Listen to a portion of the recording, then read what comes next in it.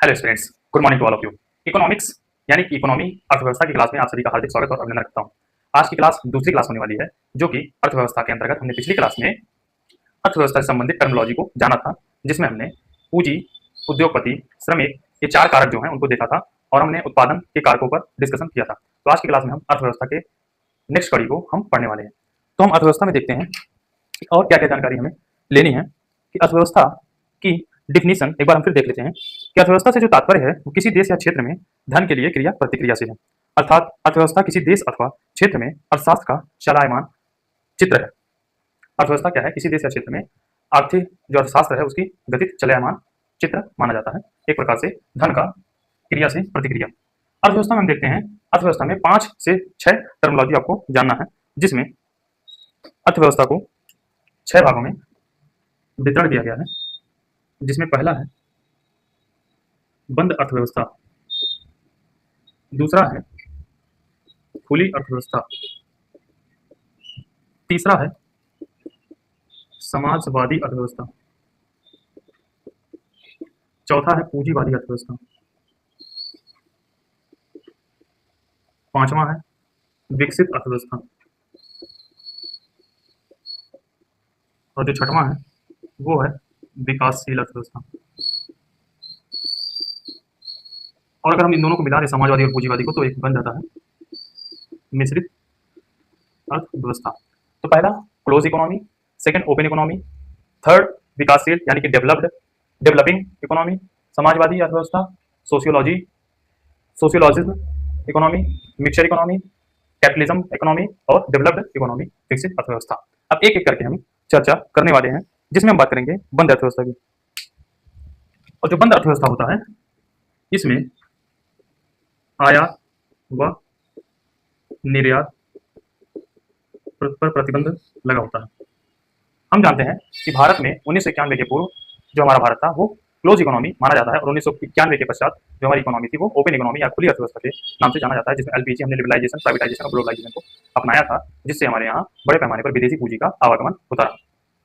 तो बंद अर्थव्यवस्था वही होती है जिसमें आयात और निर्यात पर प्रतिबंध होता है, और यह किसी अर्थव्यवस्था का जो संबंध होता है वो विश्व की अन्य अर्थव्यवस्था से नहीं होता, यानी कि इसका जो संबंध होता है विश्व की किसी भी देश की अर्थव्यवस्था से नहीं होता।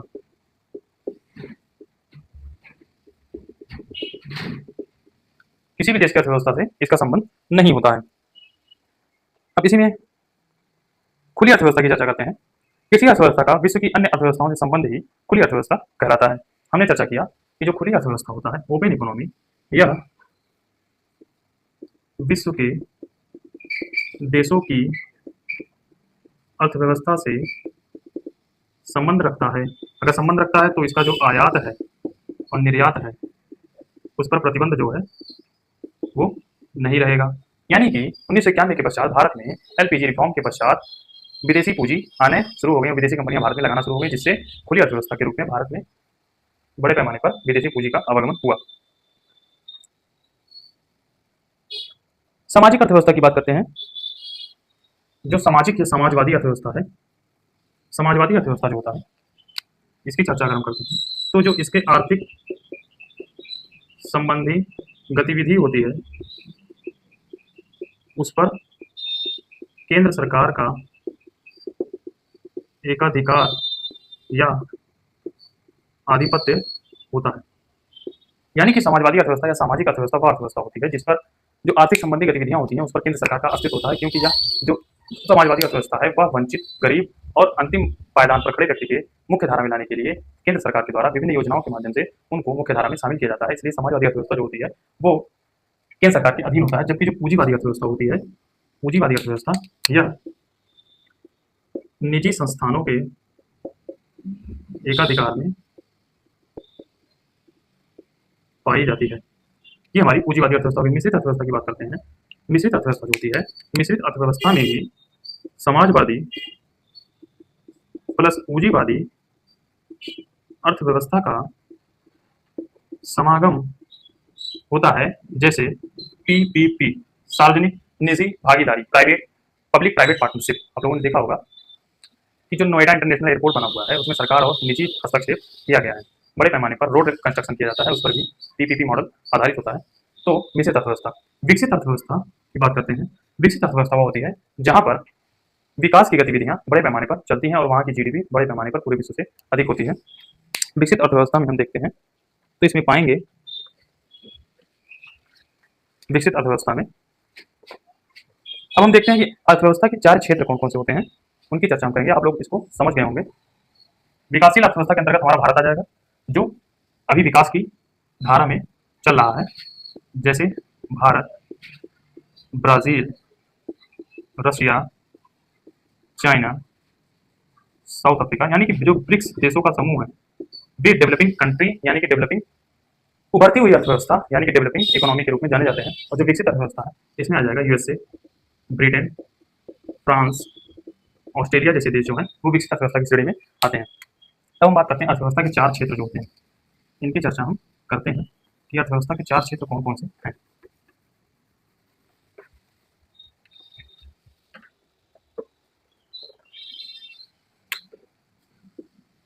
आपको डायग्राम के साथ इसको ड्रॉ करना है। ऐसे आप डायग्राम बनाएंगे, ये हमारा डायग्राम बनता है। अब हम देखते हैं 4 क्षेत्र हो गए, घरेलू क्षेत्र, सार्वजनिक क्षेत्र, फिर हमारा आता है निजी क्षेत्र, फिर आता है बाह्य क्षेत्र, या इसे अंतर्राष्ट्रीय क्षेत्र भी कह देते हैं। तो हम देखते हैं तो घरेलू क्षेत्र के अंतर्गत हमारे साधन उत्पादन में आते हैं। तो साधन उत्पादन हमने बताया था कि पूंजी होनी चाहिए, भूमि के लिए पूंजी होनी चाहिए, श्रमिक होना चाहिए, भूमि होनी चाहिए, श्रम होना चाहिए और उद्यमी होना चाहिए। सार्वजनिक क्षेत्र में चर्चा हुई थी भारतीय राजकोषीय व्यवस्था, फिजिकल सिस्टम। फिर निजी क्षेत्र में बात करते हैं तो नई आर्थिक नीति जो है, जो एलपीजी है, लिबरलाइजेशन, प्राइवेटाइजेशन और ग्लोबलाइजेशन। बाह्य क्षेत्र में देखते हैं भुगतान शेष के अंतर्गत देखते हैं तो आयात निर्यात प्लस आर्थिक एकीकरण। ये हमारा इंट्रोडक्शन का पार्ट समाप्त होता है। अब हम आते हैं मुद्रास्फीति, नए चैप्टर पर, इन्फ्लेशन, मुद्रास्फीति। इस पर आते हैं मुद्रास्फीति, इन्फ्लेशन, नया चैप्टर बनता है। इसे कहा जाता है इंग्लिश में इन्फ्लेशन। ये जो इन्फ्लेशन है, मुद्रास्फीति है, ये इकोनॉमी की टर्मिनोलॉजी है, जबकि हमें इसे आसान भाषा में या मातृभाषा में इसको कहते हैं महंगाई, इन्फ्लेशन। तो मुद्रास्फीति क्या होती है, मुद्रास्फीति के बारे में चर्चा करते हैं।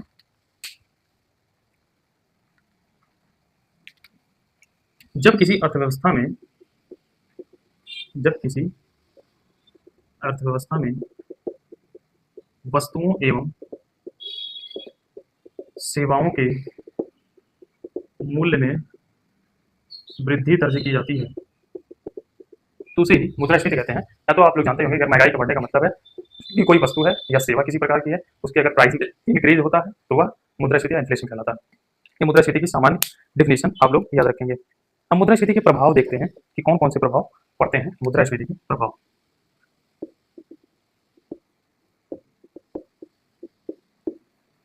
Impact of inflation.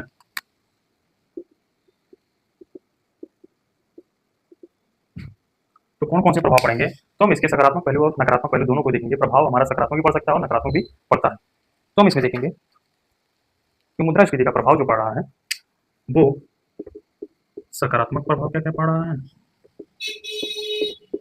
और जो हमारा नकारात्मक प्रभाव, नेगेटिव इम्पैक्ट और पॉजिटिव इम्पैक्ट क्या क्या पड़ेगा। तो हमारा जो मुद्रास्फीति के प्रभाव में देखेंगे तो पहला देखेंगे सकारात्मक प्रभाव जो पड़ेगा तो आयात में बढ़ोतरी हो जाएगी, जबकि नकारात्मक क्या होगा, निर्यात में कमी। यानी कि किसी वस्तु का प्राइस अगर भारत में बढ़ जाता है, यानी कि अगर ए वस्तु है उसका प्राइस 90 से 100 रुपये हो जाता है, तो व्यक्ति क्या करेगा, बाहर से इंपोर्ट करने लगेगा अपने सामानों को, यानी कि देश के बाहर आयात में बढ़ोतरी हो जाएगी, जब महंगाई आएगी तो जो हमारी निर्यात है वो कमी आ जाएगी, क्योंकि जो प्राइस में हमारी बढ़ोतरी हुई है तो दूसरे देश हमारे देश से खरीदना नहीं चाहेंगे, उसमें कमी आ जाएगी, यानी कि निर्यात में कमी आ जाएगी। दूसरी पॉइंट बात करते हैं ऋण, ऋणी या देनदारी या देनदारों को इसमें फायदा होगा कि जो ऋणी है, और इसी में बात करते हैं और ऋणदाता को इसमें नकारात्मक इम्पैक्ट पड़ेगा, यानी कि लेनदारी। अब किस प्रकार से जो देनदार हैं उनको सकारात्मक प्रभाव पड़ेगा, यानी कि जो ऋणदाता हैं या तो ऋण लेने वाले हैं उनको क्या करेगा कि ऋण वो ले लिए, अब महंगाई आ गई, अब क्या करेंगे, वो ऋण को अपने महंगाई वाले सामान में लगाएंगे, जिससे उन्हें सकारात्मक प्रभाव मिलेगा। ऋणदाता जो ऋण दिया है, अभी वो ऋण दे दिया, अब महंगाई आ गई, तो क्या होगा, जो ब्याज पहले लेता था वो तो कम में ब्याज दिया था, अब ब्याज ज्यादा लेता तो उसको नुकसान हो गया, तो ये नकारात्मक प्रभाव पड़ेगा। तीसरा देखते हैं तो ऋण पत्र जारीकर्ता को इस पर सकारात्मक प्रभाव पड़ेगा, इसी प्रकार से ही ये भी होगा, और इसमें जो ऋण पत्र खरीद करता है उसे नुकसान होगा, कर्ता को नुकसान होगा। चौथा पॉइंट बात करते हैं उत्पादक वर्ग को इसमें फायदा होगा, जबकि उपभोक्ता वर्ग को इसमें नुकसान होगा, यानी कि महंगाई आई तो जो उत्पादक वर्ग है, कोई किसान है 100 क्विंटल आलू बोया है, पहले 10 किलो प्रति किलोग्राम का आलू था, अब वो 20 रुपया प्रति किलोग्राम का आलू हो गया, तो जो प्रोडक्शन करता है वो तो उसने तो प्रोडक्शन कर लिया है, अब वो 10 का आलू 20 में बेच देगा, तो जो अब खरीदने वाला है उपभोक्ता वर्ग है उसको नुकसान हो जाएगा कि वो आलू 10 का 20 में खरीद रहा है, ये महंगाई आने पर नुकसान होता है। पांचवा देखते हैं तो अमीर वर्ग पर कोई प्रभाव नहीं पड़ता है, जानते हैं आप लोग महंगाई का, अमीर वर्ग पर सकारात्मक प्रभाव, जबकि गरीब वर्ग पर नकारात्मक प्रभाव इसका पड़ता है। फिर छठवां पॉइंट देखते हैं अंतर्राष्ट्रीय मुद्रा इसमें महंगी हो जाती है, जैसा कि वर्तमान में हमें रुपया गिरता हुआ दिखाई पड़ रहा है और डॉलर महंगा होता जा रहा है, और जो भारतीय रुपया है वो कमी आएगी। ये आप लोग नोट कीजिए, बड़े पैमाने पर विस्तृत रूप से चर्चा के साथ इसको हमने समझाया है, और ये परीक्षा के दृष्टिकोण से अति महत्वपूर्ण हो जाता है। अब हम नेक्स्ट टॉपिक बात करते हैं मुद्रास्फीति के प्रकार। कौन कौन से मुद्रास्फीति के प्रकार होते हैं?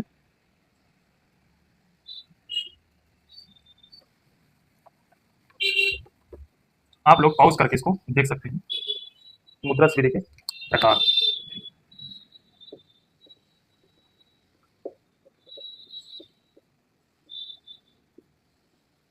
Types of inflation, types of inflation में हम देखेंगे तो प्रकार के अंतर्गत हमें दो प्रकार से इसको देखना है, एक कारणों के आधार पर मुद्रास्फीति के प्रकार, दूसरा देखना हमको दरों के आधार पर मुद्रास्फीति के प्रकार। तो कारणों के आधार पर अगर हम देखते हैं तो मांग प्रेरित मुद्रास्फीति जो पहला होगा वह है मांग प्रेरित मुद्रास्फीति, डिमांड बेस्ड इन्फ्लेशन, लागत प्रेरित मुद्रास्फीति second point, cost based inflation, और थर्ड पॉइंट देखते हैं तो थर्ड पॉइंट जो है वो संरचनात्मक मुद्रास्फीति है, यानी कि स्ट्रक्चरल इन्फ्लेशन। अब हम दरों के आधार पर बात करते हैं तो पहला है रेंगती हुई मुद्रास्फीति, दूसरा चलती हुई मुद्रास्फीति,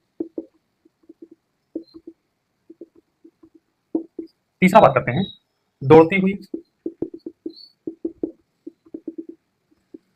उछलती हुई, पांचवा बात करते हैं अति मुद्रा स्फीति। ये आप लोग नोट कीजिए मुद्रास्फीति के प्रकार में।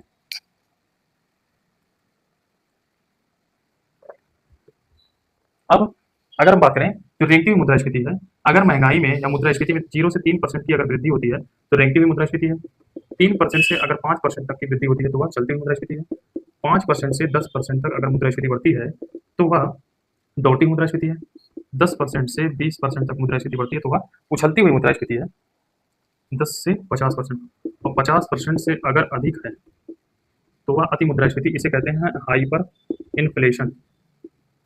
इसमें हाइपर इन्फ्लेशन की घटनाएं घटित होती हैं। अब मांग प्रेरित मुद्रास्फीति की चर्चा हम करते हैं। जब किसी अर्थव्यवस्था में वस्तुओं तथा सेवाओं की मांग बढ़ने के कारण मुद्रास्फीति, वस्तुओं तथा सेवाओं के मूल्यों में वृद्धि की अवस्था पाई जाती है तो उसे मांग प्रेरित मुद्रास्फीति कहते हैं। मांग प्रेरित मुद्रास्फीति वह होता है जैसे किसी भी वस्तु का डिमांड बढ़ जाए, अगर डिमांड किसी वस्तु का बढ़ जाएगा तो उसका जो प्राइस है वस्तु का या सेवा का वो अपने आप बढ़ जाता है, यानी कि अगर ये जो मार्कर है, अगर मार्केट में 20 रुपए का एक बिक रहा है और जो इसका प्रोडक्शन हुआ है वो 100 पीस हुआ है, प्रोडक्शन 100 पीस हुआ है और इसका जो मार्केट में प्राइस है, नॉर्मल मार्केट में प्राइस इसका 20 रुपए है। यदि इसका जो डिमांड है वो 200 लोग इसको मांगने लगे, डिमांड बढ़ जाए और जो हमारा प्रोडक्शन है वो 100 पीस ही बना हुआ है और जो मार्केट प्राइस है इसका 20 रुपए है, तो जब डिमांड बढ़ जाएगा, 200 लोग खरीदने वाले होंगे, तो इस मार्केट की प्राइस 20 रुपए से 22 रुपए हो सकती है। तो इसी प्रकार से इसको कहते हैं मांग प्रेरित मुद्रास्फीति, यानी कि किसी भी अर्थव्यवस्था में किसी वस्तु एवं सेवा के मांग के कारण बढ़ने वाली जो मुद्रास्फीति होती है उसे मांग प्रेरित मुद्रास्फीति कहा जाता है। आई होप आप लोग समझ गए होंगे। और इसमें वस्तुओं और सेवाओं की मांग बढ़ने के निम्नलिखित कारण हो सकते हैं। कौन कौन से कारण हो सकते हैं?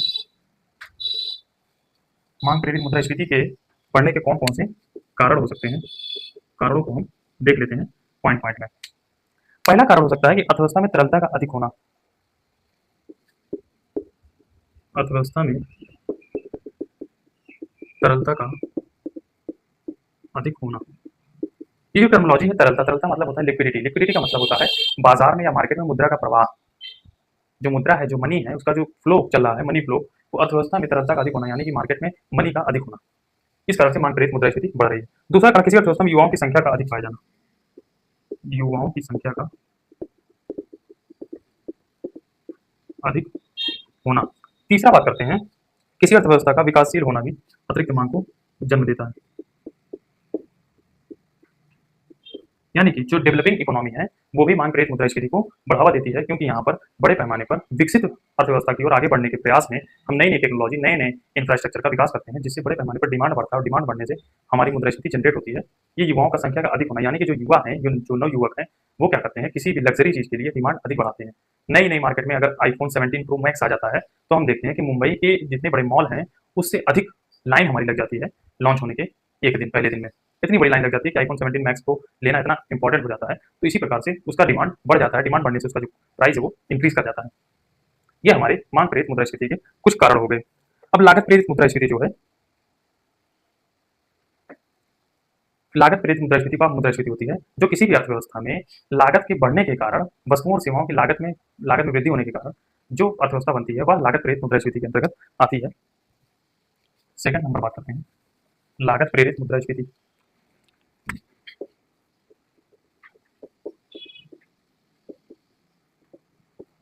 लागत प्रेरित मुद्रास्फीति जो होती है यह वस्तुओं व सेवाओं की लागत में होने वाली वृद्धि को ही लागत प्रेरित मुद्रास्फीति कहा जाता है। इसके कई कारण हो सकते हैं। पहला हमको दिखता है, अंतर्राष्ट्रीय बाजार में जो क्रूड ऑयल होता है के मूल्य में बढ़ोतरी हो जाए, तभी हमारा लागत प्रेरित मुद्रास्फीति जन्म लेता है। दूसरा, अंतर्राष्ट्रीय बाजार में कोयले के मूल्य में वृद्धि, कोयले के मूल्य में वृद्धि हो जाए। तीसरा पॉइंट बात करते हैं, इसी के अंतर्गत रेलवे के द्वारा किराए में वृद्धि कर दी जाए। ये सब आपस में इंटरलिंक्ड है। लागत प्रेरित मुद्रास्फीति का मतलब है, यदि अगर अंतर्राष्ट्रीय बाजार में क्रूड ऑयल यानी कि जो पेट्रोलियम या नेचुरल गैस है उसका अगर दाम बढ़ता है तो हम जानते हैं तो जो हमारा परिवहन सिस्टम होता है उसका जो कॉस्ट होता है वो बढ़ जाता है। कॉस्ट बढ़ जाएगा तो जो किराया वगैरह है उसका दाम बढ़ जाएगा, तो उस पर उपभोक्ता वर्गों को बड़े पैमाने पर परेशानियां झेलनी पड़ेंगी। और जो कोयले के मूल्य अगर वो बढ़ जाएंगे तो हमारा जो कोयले से चलने वाला विद्युत उत्पादन किया जाता है कोयले से हमारा रेलवे संचालित होता है, तो इस प्रकार से हमको बड़े पैमाने पर नुकसान होगा। और जो विद्युत उत्पादन किया जा रहा है उससे रेल जो चल रहा है उसको नुकसान होगा, तो इससे लागत प्रेरित मुद्रास्फीति हमारी जनरेट हो जाएगी, जन्म ले लेगी। अब हम बात करते हैं संरचनात्मक मुद्रास्फीति की या आपूर्ति जनित मुद्रास्फीति की। आपूर्ति जनित मुद्रास्फीति जो होती है, सप्लाई बेस्ड इन्फ्लेशन,